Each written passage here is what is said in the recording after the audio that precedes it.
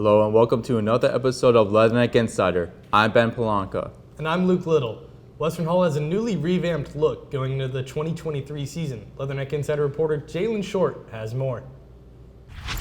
Western Hall has a new look as the freshly renovated court is now available for use. Director of Intercollegiate Athletics Paul A. Bubb talks about the decision to get a new court and why this was the perfect time to do so. So we knew coming in, when I took over as athletic director in July of 22, we knew that we needed to redo the court. Unfortunately, we weren't able to do it that year to resurface it. So we started making plans last fall that we would actually resurface the court, reseal it and everything this year. The change to the OVC presented an opportunity for us not only to resurface it, but also to repaint it, put in the new logos, and it just kind of fell into place. With basketball season being underway now, the men's and women's teams will get to experience playing on the freshly renovated court at Western Hall. For Leatherneck Insider, I'm Jalen Short. Thanks, Jalen. The WIU women's basketball team will be the first basketball team to play on the newly renovated floor. They play Mount Mercy at home on November 6th at 7 p.m. Heading over to the pitch, the Western Illinois men's soccer team is having a hard time this season hatching more wins than they anticipated. This year will be their last year playing in the Summit League. Our reporter Abdoulaye Doucouré got a chance to catch up with head coach Eric Johnson on areas the team is looking to improve and what the Summit League holds. Most of the Western Illinois sport made a change to OVC. The soccer team has one final year to do it. Being in the Summit League is, knowing that we're going to be moving into the OVC next year. It's a interesting dynamic for the guys, but the opportunity to play the teams that are in the league again one last time is exciting for them. And we have it's not an easy schedule. I think that we'd like to lead by getting into the tournament, and so we have some work to do that. And we didn't fare well on our first game, but hopefully we've learned some lessons. As for the upcoming games, the Western are keeping up with the same strategy, but are focusing now on one key element, which is working a little bit more on the attack and trying to find ways to score, because we hadn't scored a goal until that game. But I think our preparation has been the same for every opponent, and that is recognize what their strengths are, try to take those away, and then for us to be better in transition. So transition has been the key, and we've been working on that. We're getting better every game. I think until Saturday we've had progress and have been better in some part of the game every time we've gone out.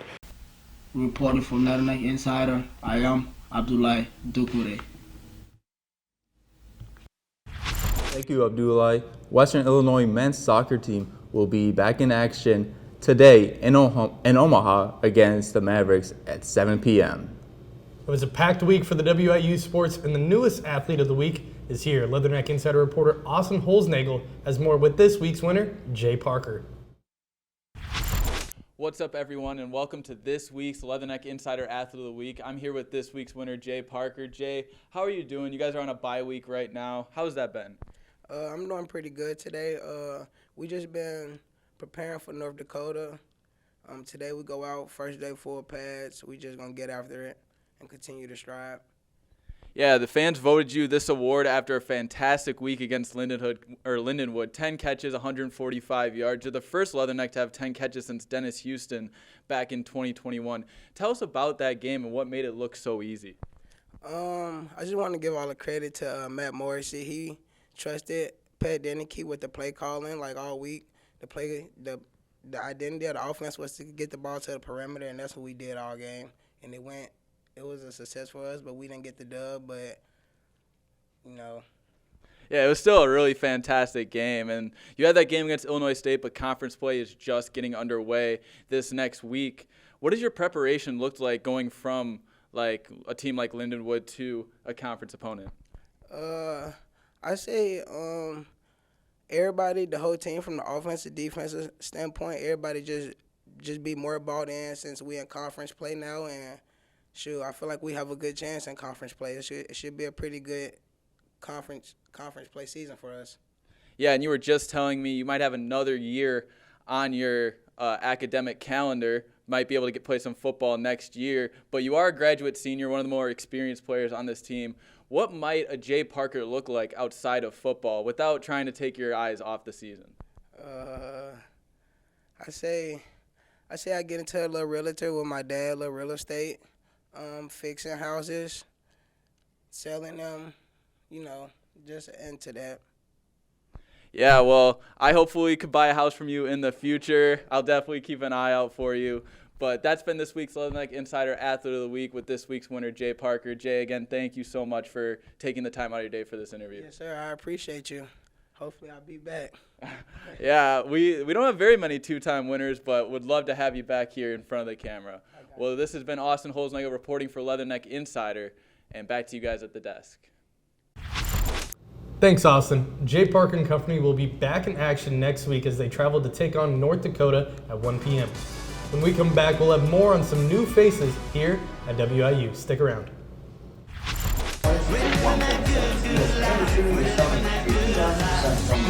Not W. It's not W, it's W. W. W. That's what I've been stressing out about the most so far. Is saying W because I know it's something you're going to say right. Yeah, we've been ready. They're like, we're waiting on, what are we waiting on? They haven't said anything. I thought we're ready to go. We can start.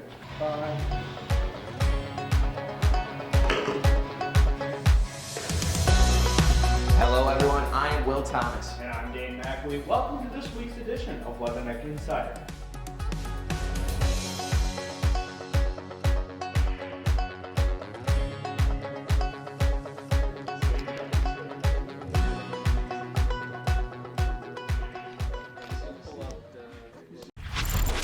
Welcome back to Leatherneck Insider. We're coming back hot with a brand new segment. Leatherneck Insider reporter Aiden Wilczewski has more. Thanks, guys. Welcome to a brand new segment on Leatherneck Insider called Fighter's Den. To start things off, UFC President Dana White officially announced the main event and co-main event for UFC 295, which will be set to take place at Madison Square Garden in New York City. White also announced the return of Colby Covington and Leon Edwards at UFC 296, which will end up back at T-Mobile Arena in Las Vegas. Here's what to expect for these big matchups. For UFC 295, Yuri Prohaska, former light heavyweight champion, will step into the cage against Alex Pereira in the co-main event. Then for the main event, Dana White announced that UFC GOAT and reigning heavyweight champion John Jones will defend his title against former champ Stipe Miocic. Personally, I gotta join the Jones bandwagon, but I mean, who knows how this fight will end. Going back to Leon Edwards, he certainly buried Kamaru Usman while also snapping his title reign by KO from a deadly head kick. To quote from Mike Goldberg, it was all over. He truly is the face of the welterweight division. After defeating Usman twice, the champ will have to defend his title against the enemy of welterweight division, Colby Covington. He's perfect on the ground, absolute power in his striking. Fellas, Colby is hungry. We'll see if Edwards can put Colby's money where his mouth is and get the job done. This will be one slobber knocker way to end the year, not only for UFC fans like me, but across the globe. Thanks, Aiden. Heading over to the Diamond, the WIU baseball team had some changes in their coaching staff. Over the summer, Athletic Director Paul Bubbs announced the hiring of new head coach Terry Davis on Twitter July 7th. Here's more on Coach Davis. The new WIU head baseball coach, Terry Davis, has a lot of experience coaching coming from New Mexico State and Washington State. He talks about what he tackled first with the new team. But the most important thing for this season, and that's what we focused on from day one, is just establishing the culture of the program, as I mentioned before.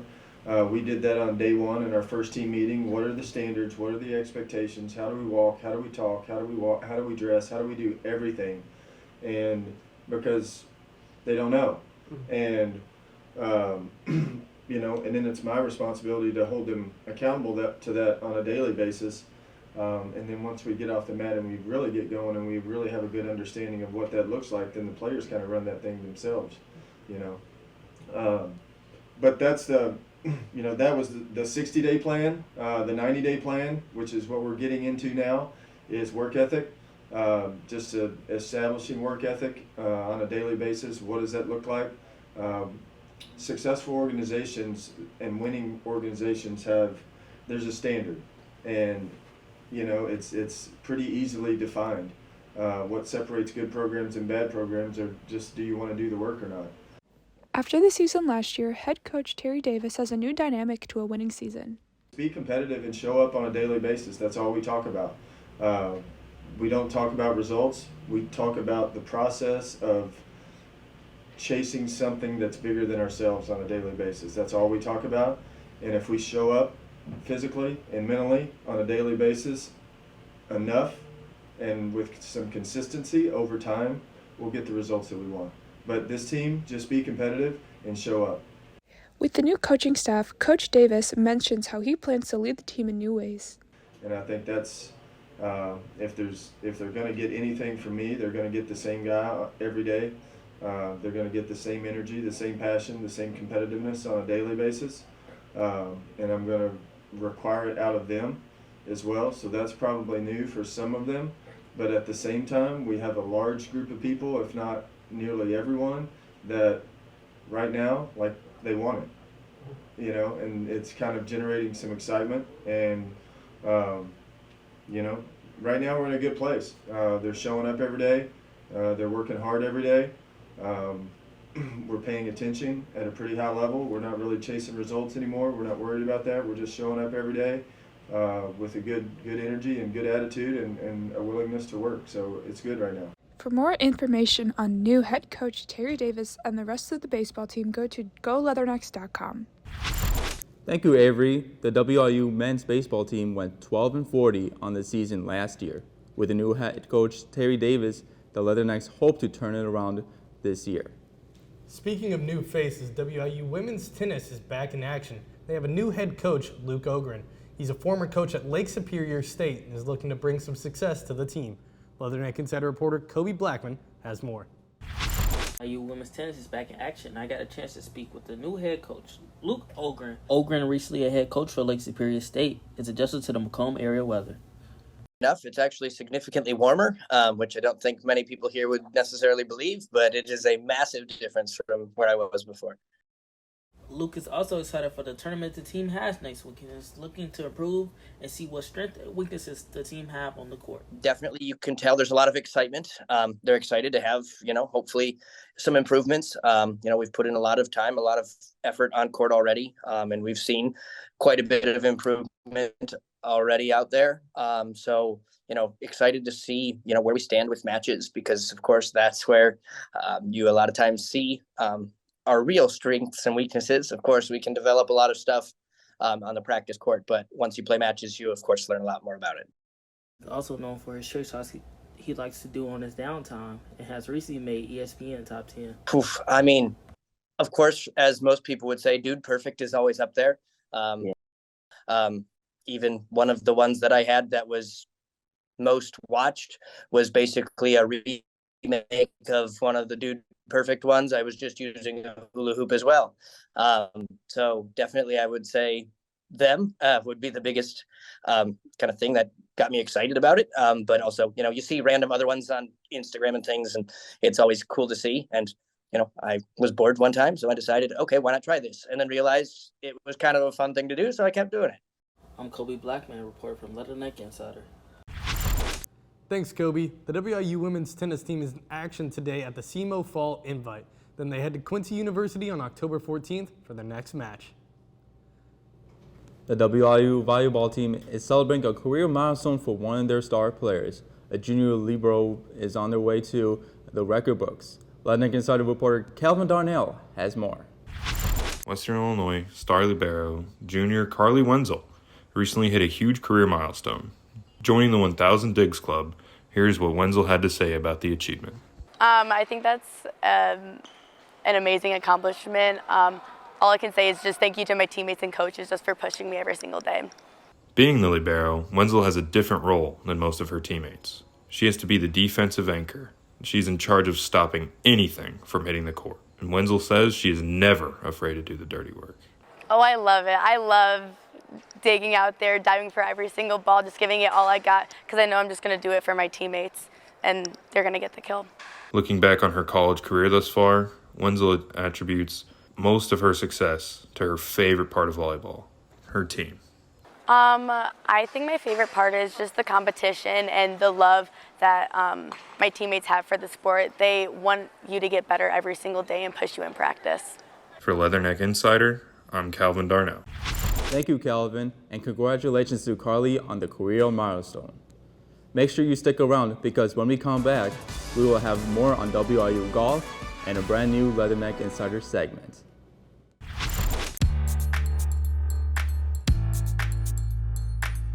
Your vision.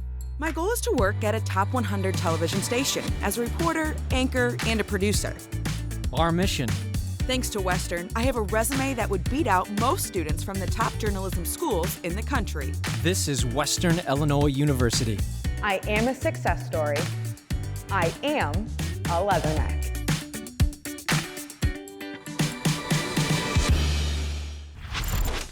Welcome back inside the studio here in Salee Hall. The WIU men's golf team participated in the Valpo Fall Invitational last week. WIU golfer Luke Lofgren led the way for the Leathernecks, shooting 9 over par. Leatherneck Insider reporter Caden Strenz spoke with him. In just his second tournament as a Leatherneck, Luke Lofgren had the team's best performance at the Valpo Fall Invitational last week. Lofgren shares how he got to Western. Yeah, so I actually had a lot of friends that I went to high school with that came to Western. Ryan Rochels and Dylan, who graduated last year. And I got some friends here that I already had, and I got a pretty good scholarship. Lofgren shares the competition difference playing for Western. Definitely a lot harder competition, and the courses we play here are much tougher. Like over there, if you shoot an average round, you could still win a tournament, but if you play average here, you're going to get like not near as good as you would over there. Lofgren breaks down what he feels he needs to improve on moving forward. Yeah, so I think, first of all, I think my driver needs to be a lot better. I think for the 3 rounds at the Indiana tournament, I hit under 10 fairways, and that's just not an easy way to score. So I think if I can improve my tee game and just some shots here and there, I think it'll be good. For Leatherneck Insider, I'm Caden Strenz. Thank you, Caden. The WIU men's golf was in action at the Zach Johnson Invitational, finishing in last, but had a bright spot in junior Baptiste Leberry, shooting 3 over par. The Macomb High girls golf team was in Mount Sterling this Thursday for the regional matchup. Before the event, our very own Leatherneck Inside reporter Luke Little got a chance to talk with one of the Bombers' senior golfers and their head coach. The Macomb High Bombers girls golf team went off to regionals on Thursday. Before the postseason event, I got a chance to talk with senior Taryn Ritchie about her biggest inspirations in golf. I've been golfing with my dad since I was little, since as long as I can remember, so that's probably my biggest influence. She also talked about what her favorite memories of golf were and what she'll miss the most. Just being with my team. You know, it's always fun, like the bus rides and stuff like that. Lastly, she talked about what she wanted to emphasize going into the regional and what her goals were. I really want to chip and putt well, because that's always good. My lowest score is an 85, so probably somewhere around that, maybe lower, hopefully. I also got a chance to talk to head coach Brian Sullivan and asked him what his team's goals were for this year after losing 3 key players. We lost so much experience off our last year's team. Our best 3 players last year were seniors. So this year we really started off slow, and I knew it would be. Our goal this whole season was just to lower our team scores throughout the season and become dangerous going into the regionals. Coach Sullivan also talked about the impact that senior Taryn Ritchie has had on this season and what she has done to help them throughout the year. Taryn has been our heart and soul pretty much for this season. Josie is right there with her, but Taryn has been leading us in scoring, and a lot has been put on her shoulders this year after losing all the players we did last year. So she's responded well. She's done a tremendous job as leading this team. The Macomb High girls golf team has won 5 of their past 6 regionals, and 2 of them in a row. With the help of their seniors, they hope to make it 3 with a win this year. Reporting, I'm Luke Little. Thank you, Luke. For the updates on postseason results, visit ihsa.org to see regional, sectional, and state results. Now switching over to another brand new segment, Leatherneck Insider member Jalen Short brings us Short Takes. Hello, everyone, and welcome to the first episode of Short Takes. I'm your host, Jalen Short, and with me today is fellow Leatherneck Insider reporter Austin Hosenagel. Austin, how are you doing today? I am fantastic. Couldn't be more excited to join or hop up on the desk with you here today. Fantastic weather, a lot of sports being played. Couldn't be better. Hey, thanks, man. I appreciate that. Now, Austin, I know you're from Wisconsin. I know you're a big Wisconsin fan, but what is your outlook on college football as a whole so far this season? Yeah, we're 4 weeks into the season. Conference play is just starting to get underway, and there's been a lot of risers and fallers inside that top 25. Florida State making that huge push now in the top 5 versus Clemson after 2 weeks going from 9 to all the way out. So a lot of action here early in the season. Yeah, Florida State was not on my radar at all. I mean, after that win last week against Clemson, I think they put the entire country on notice, as did Jordan Travis. I mean, he's a complete quarterback. He makes plays with his feet, makes plays with his arm. He has a cannon, man. I mean, he's definitely been playing great football. And the downfall of Clemson has been very surprising to me. I definitely didn't think Dabo Swinney and his team would be in kind of a bad situation like they are right now. Yeah, and it's impossible to talk about college football without mentioning guys like Dabo Swinney. But right now, it's guys like primetime Deion Sanders up in Boulder, Colorado. Yeah, Colorado, man. Coach Prime is definitely building something special out there in Boulder. I mean, he's been doing so well thus far and beating a ranked TCU team. And, you know, moving forward, I think playing teams like Oregon, they really got beat bad against Oregon. But it's a different level, and I think they're like 3 or 4 dogs away from being a top program in the country.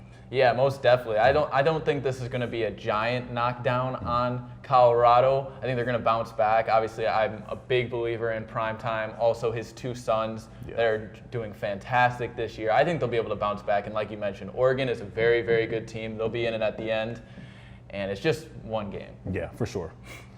And then, you know, it's a storm. You know, college football is like a storm. Every game matters, especially at this point of the season, especially going into later this season as well. But who are your top 4 teams that are going to be, you know, at the end, you know, in the college football playoff? Yeah, to start off, I obviously have to go with Georgia. They're a pretty easy pick out of the SEC. I think they're going to be the ones to take that extra step, get there once again.